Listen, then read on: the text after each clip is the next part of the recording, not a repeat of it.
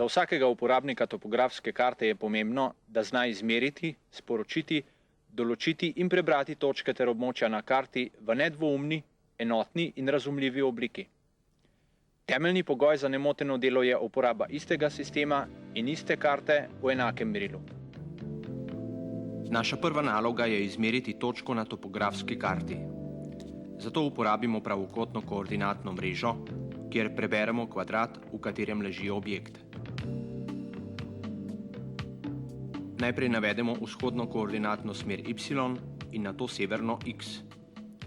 Da ne bo prišlo do zamenjave osi x in y, si predstavljamo, da je topografska karta hiša, v katero najprej vstopimo in gremo nato po stopnicah navzgor.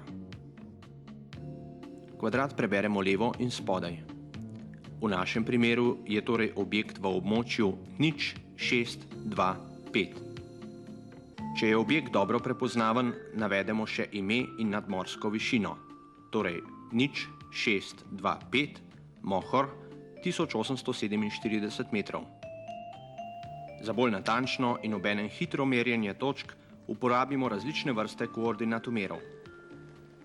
Najdemo jih tudi na nekaterih topografskih kartah, kompasih in ravnilih.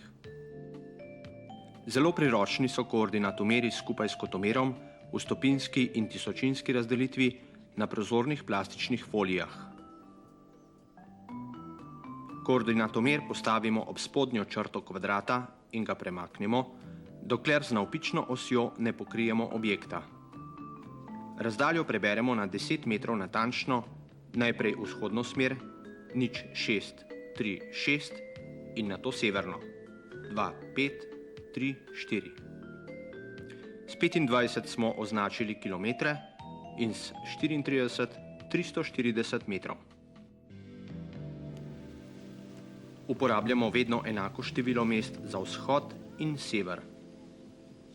Koordinate za vrh Mohorja so torej 0, 6, 3, 6, 2, 5, 3, 4.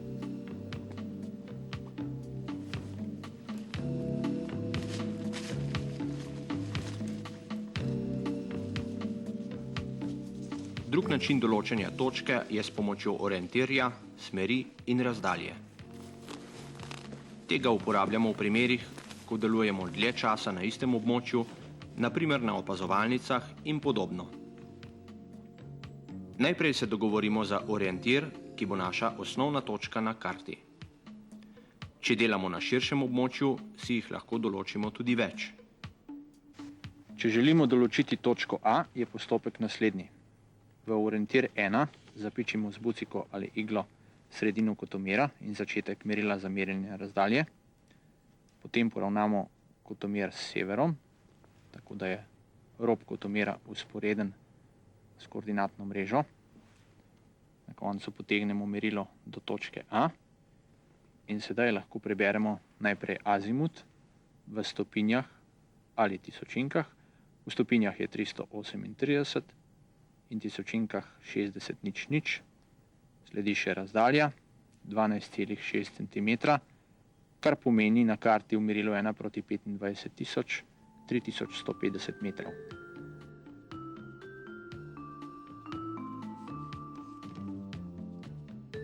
Namesto merila za razdaljo lahko uporabljamo vrvico kompasa in izmerimo njeno dolžino na merilu kompasa, koordinatomera ali s pomočjo krivinomera.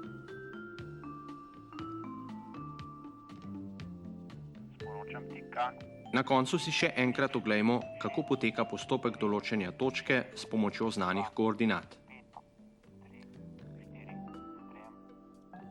Najprej poiščemo kvadrat in nam položimo koordinatomer. Nato izmerimo vzhodno razdaljo v metrih, ter na koncu izmerimo severno razdaljo prav tako v metrih.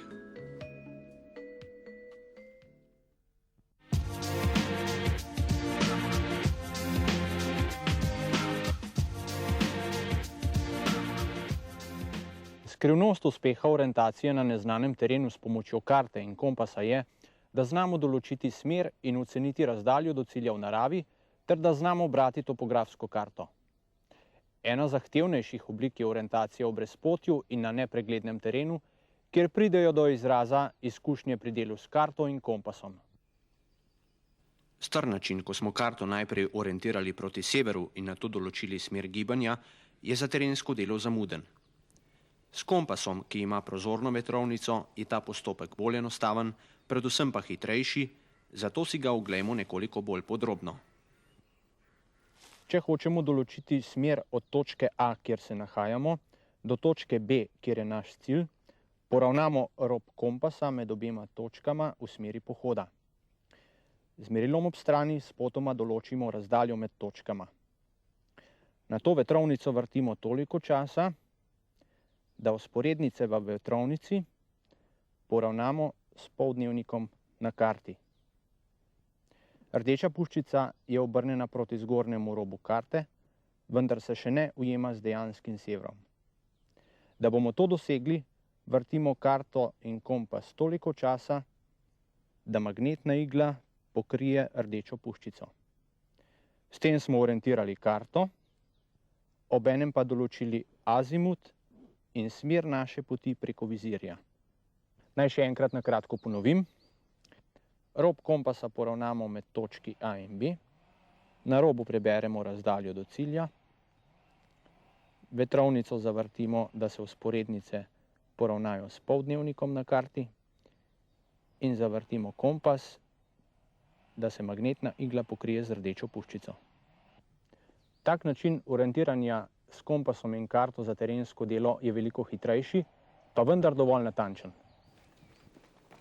Vendar kljub vsemu prihaja do odstopanja v smeri približno 10 do 20 stopinj, kar nam v določenih primerih povzroči težave. Vzemimo primer.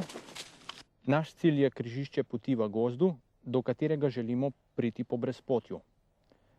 Če vzamemo smer točno na križišče, se nam lahko zgodi, da bomo prišli do poti levo ali desno od zaželjenega cilja.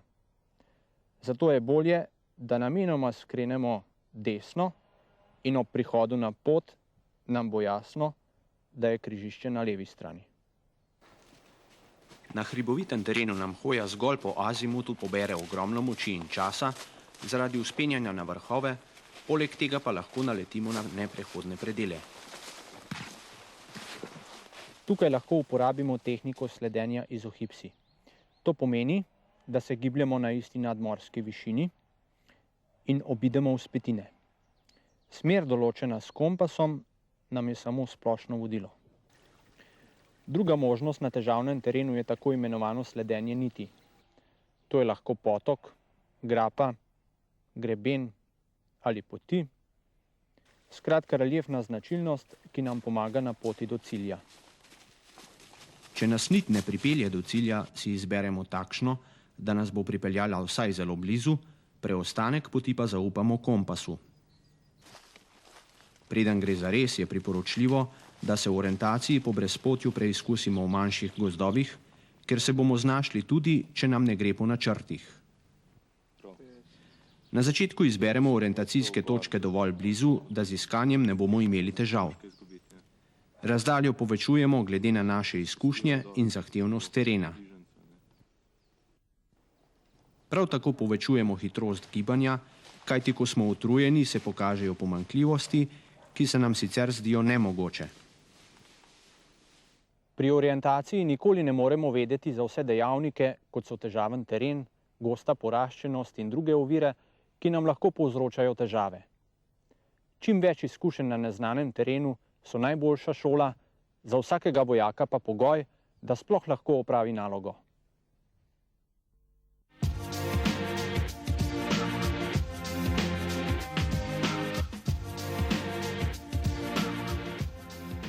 V slabem vremenu imamo lahko težave, tudi če smo dobro opremljeni in obvladamo orientacijo. Zagodejo nam lahko malenkosti, ki smo jih ob lepem vremenu prezrli. Ena od teh je ustrezna priprava karte, če želimo na njej orisati pot ali taktično situacijo. Za vsak pohod ali nalogo si bomo namreč težko privoščili novo barvno topografsko karto. Karto imamo stalno v nepremočljivi foliji ali ovitku, o tem smo že govorili. Na folijo sicer lahko rišemo, vendar bomo na terenu imeli težave z brisanjem, Dež in znoj pa bosta uničila skico. Koristen pripomoček nam bo lepilni trak, ki ga pred odhodom na teren navijemo na vodoodporna flomastra. Tako imamo stalno pri roki podlago za skiciranje poti ali taktične situacije.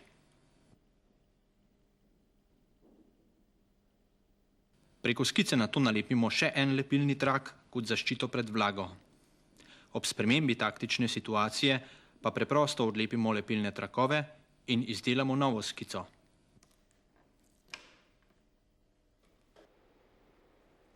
Kadar smo izpostavljeni hudim fizičnim in psihičnim naporom ali ob pomanjkanju hrane, pijače ter spanja, bomo imeli med drugim težave tudi pri zelo preprostemu pravilu, kot je merjenje razdalj.